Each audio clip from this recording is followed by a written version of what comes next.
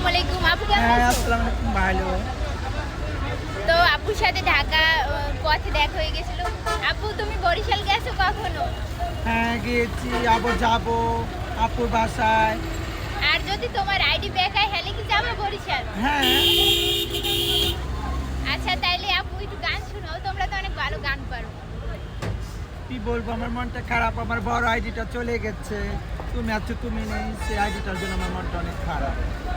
আচ্ছা, তাইলে হচ্ছে আমি বলছি যে আপুর যদি আইডি ব্যাক করতে পারি আপু বরিশাল যাইবে, তো আমি চেষ্টা করতেছি যে আসলে ব্যাক করা যায় কিনা।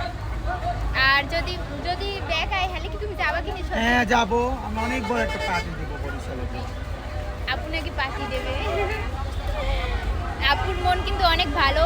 তো আমি যখন সকালবেলা আইসি ভয় ভয় লাগতেছিল। আমি আসলে এরকমের মিশি নেই, অনেক আগে একটা ভিডিও করছিলাম পিজ্জাদের নিয়ে, তখন বলছিলাম যে তাদের মন মানসিকতা ভালো। আজকের হচ্ছে মানে খুব কাছে থেকে তাদের সাথে মেশে, আসলে তাদের মন মানসিকতা ভালো, উপর দিয়ে কাউরে জাজ করা ঠিক না।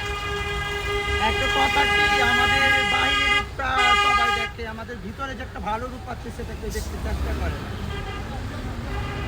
তারা কিন্তু তাদের ভিতরেই শান্তি খুঁজে পায়। তারা হচ্ছে তাদের যে একটা মানে বাঁচার মতো দুনিয়া আছে সেইখানেই মানে বাঁচে থাকে। আর সমাজ তাদের অনেক অবহেলা করে, আমি যেটা দেখলাম নিজের চোখে, আমাদের এলাকায় তো আমি দেখছি। তো আপুদের কোনো সময় আপনারা যদি রাস্তাঘাটে দেখা হয় তাদের অসম্মান করবেন না, তারাও মানুষ, তাদেরও সম্মান করবেন। হ্যাঁ, এটা মাথায় রাখতে হবে।